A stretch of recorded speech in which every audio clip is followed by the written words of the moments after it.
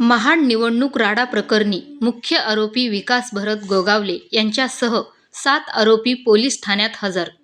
उच्च न्यायालयाच्या कठोर शब्दांचा परिणाम. रायगडच्या महाड नगर परिषदेच्या निवडणुकीदरम्यान झालेल्या व गाजलेल्या राडा प्रकरणात आज महत्त्वाची घडामोड घडली असून मुख्य आरोपींपैकी एक असलेले विकास गोगावले व 7 आरोपी अखेर महाड पोलीस ठाण्यात आज हजर झाले आहेत.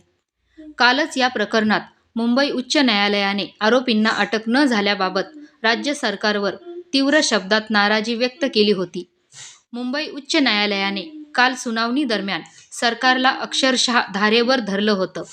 मुख्यमंत्री इतके असहाय्य झाले आहेत की त्यांना काहीच करता येत नाही, अशा शब्दात न्यायालयाने संताप व्यक्त केला होता. अटक करायची असेल तर 24 तासात कोणालाही अटक होऊ शकते, पण अटक करायची नसली की प्रतिज्ञापत्र सादर केली जातात, अशी बोचरी टिप्पणी करत न्यायालयाने सरकारची गंभीरता तपासली. याच सुनावणीत मुख्यमंत्री आणि मंत्री भरत गोगावले यांच्याकडून थेट निर्देश घ्या, अशा स्पष्ट सूचना न्यायालयाने सरकारला दिल्या होत्या.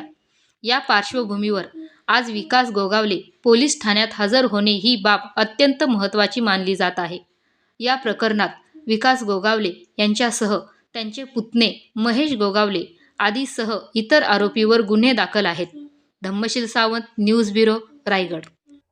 नगरपालिकेच्या मतदानाच्या दिवशी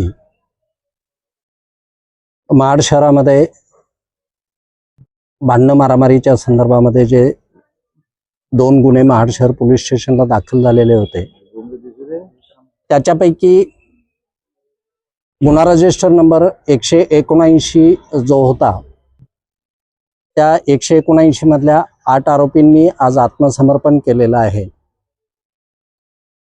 त्यानंतर पुढची कायदेशीर प्रक्रिया चालू आहे, पुढचा तपास चालू आहे. आरोपींकडे जो तपास करणं आवश्यक आहे त्या बाबी पोलीस करत आहेत.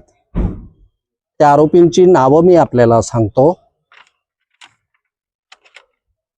विकास गोगावले, महेश गोगावले, विजय मालुसरे, प्रशांत शेलार, धनंजय मालुसरे, वैभव मालुसरे, सूरज मालुसरे आणि सिद्धेश शेख अशा 8 जणांनी आत्मसमर्पण केलेलं आहे.